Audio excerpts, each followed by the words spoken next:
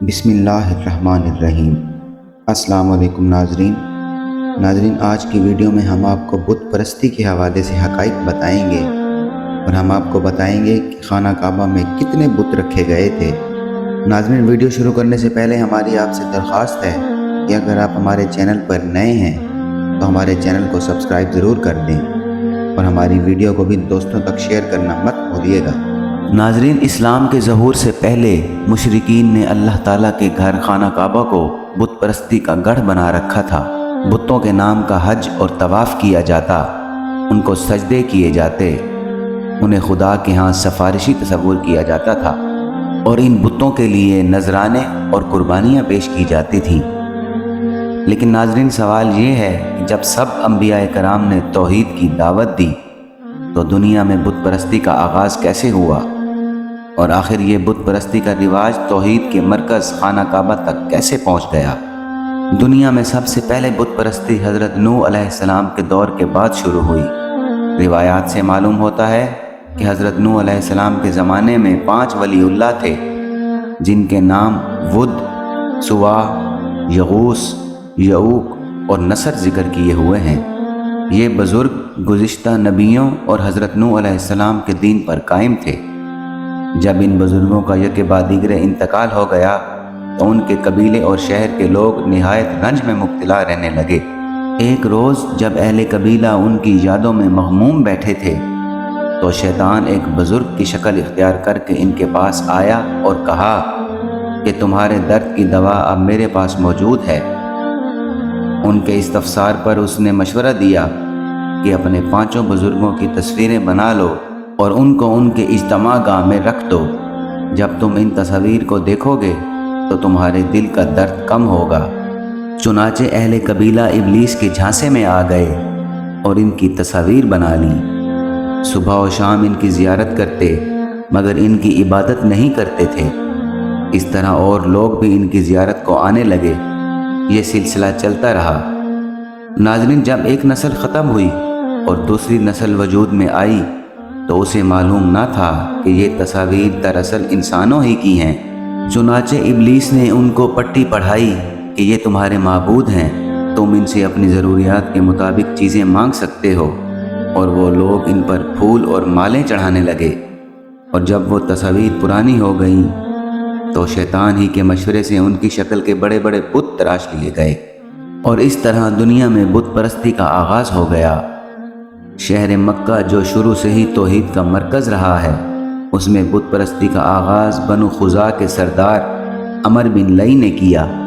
عمر بن لئی خانہ کعبہ کا ایک بہت بڑا اور بارسوخ سردار تھا اور لوگ اس کی بہت مانتے تھے۔ اس کی ایک خاصیت یہ بھی تھی کہ وہ حاجیوں کی بہت خدمت کرتا تھا، ان کو پانی پلاتا تھا، بلکہ شہد کا شربت بھی پلاتا تھا۔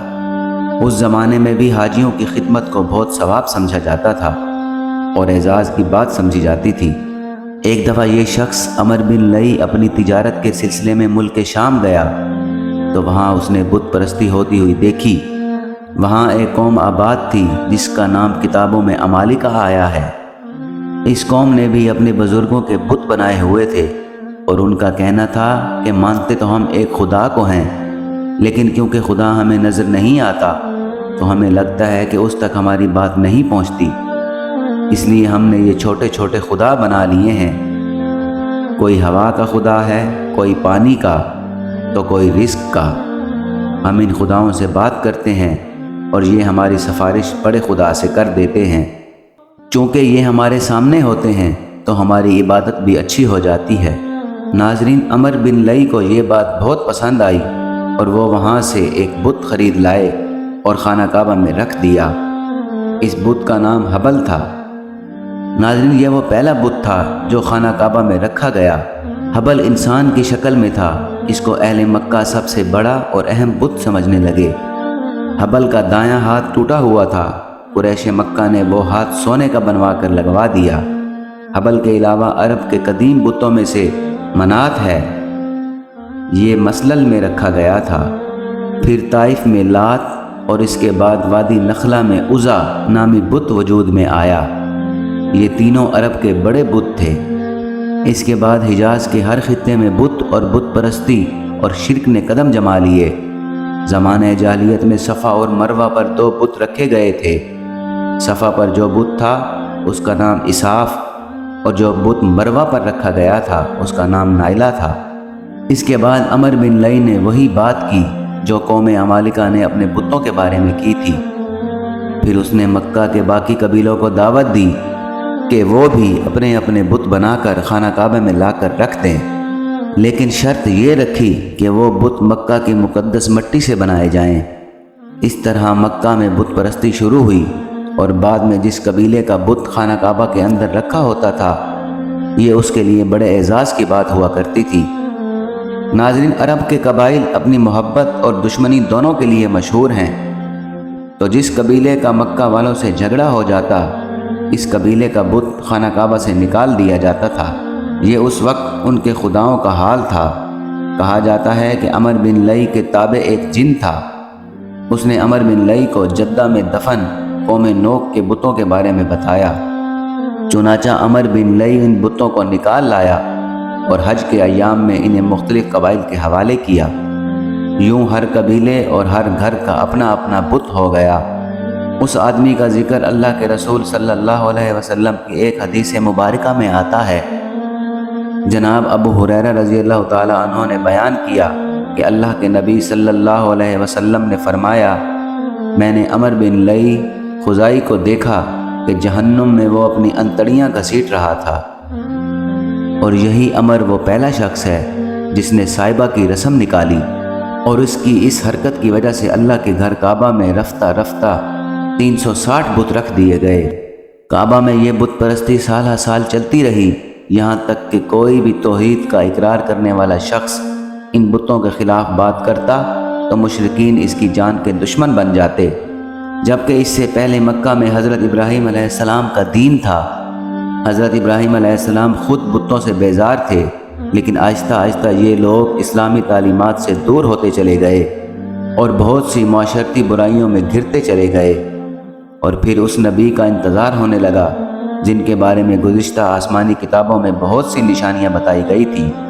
تو اللہ تعالیٰ نے حضرت ابراہیم علیہ السلام کے بیٹے حضرت اسماعیل علیہ السلام کی نسل سے قبیلہ قریش کے سب سے اعلیٰ خاندان میں اپنے پیارے محبوب حضرت محمد صلی اللہ علیہ وسلم کا ظہور فرمایا۔ حضور صلی اللہ علیہ وسلم کا ظہور ہوا۔ آپ صلی اللہ علیہ وسلم بچپن سے ہی اس بت پرستی کے خلاف تھے۔ ان کے خلاف بولنے کی وجہ سے مشرکین مکہ حضور صلی اللہ علیہ وسلم کی جان کے دشمن تک بن گئے، لیکن آخرکار فتح مکہ کے موقع پر آپ صلی اللہ علیہ وسلم نے اللہ کے گھر خانہ کعبہ کو بتوں سے پاک کیا۔ حضرت عبداللہ بن مسعود رضی اللہ تعالیٰ عنہ کا بیان ہے کہ فتح مکہ کے دن حضور صلی اللہ علیہ وسلم کعبے کے بتوں پر ہاتھ میں پکڑی ہوئی چھڑی سے ضرب لگا رہے تھے اور قرآن کی آیت تلاوت فرما رہے تھے، جس کا ترجمہ یہ ہے کہ حق آ گیا اور باطل مٹ گیا، باطل تو مٹنے ہی والا ہے، اور ہر ایک بت اوندے منہ گر جاتا تھا۔ فتح مکہ میں شامل صحابی فرماتے ہیں کہ ہم رسول صلی اللہ علیہ وسلم کے ساتھ مکہ میں آئے۔ بیت اللہ کے گرد 360 بت جن کی پوجا کی جاتی تھی، آپ صلی اللہ علیہ وسلم نے فوراً حکم دیا کہ ان سب کو اوندے منہ گرا دو، اور پھر آپ نے یہی آیت تلاوت فرمائی اور اللہ کے گھر کو بتوں سے پاک کر دیا۔ ناظرین، آخر میں ہم سب اللہ تعالیٰ سے دعا کرتے ہیں کہ اللہ تعالیٰ ہمیں توحید پر استقامت عطا فرمائے اور ہمیں ثابت قدم رکھے۔ آمین ثم آمین۔ ناظرین، یہ تھی ہماری آج کی ویڈیو۔